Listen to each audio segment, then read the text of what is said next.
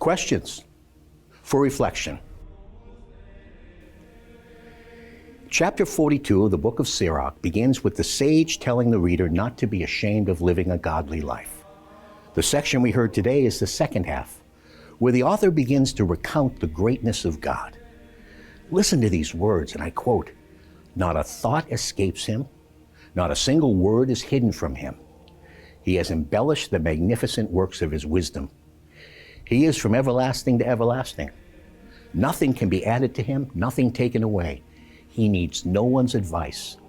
How lovely all his works, how dazzling to the eye." End quote. This kind of recalling the greatness and glory of God is something which we can and should do every day. It is the doorway to learning how to praise and worship God.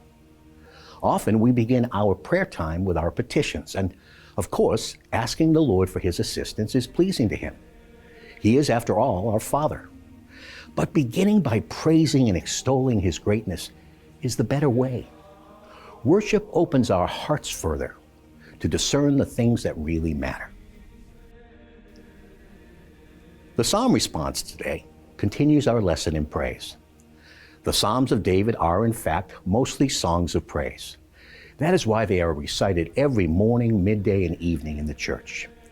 They provide a framework of praise for the liturgy of the hours, the prayer of the whole church. The child Jesus was taught the Psalms by Joseph. All Jewish children learn them. In fact, they memorized them, learning them, as we would say when I was a boy, by heart. How often do we read the Psalms?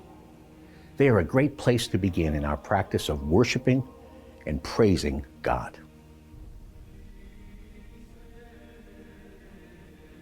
The gospel appointed for today's Holy Mass, we hear St. Mark's account of the healing of the blind man named Bartimaeus.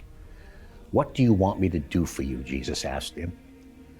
"That I may see again," he replied. Not only is this a beautiful account of a physical healing, it opens insights for each of us into our own lives. We all have areas where we are, in a sense, spiritually blind.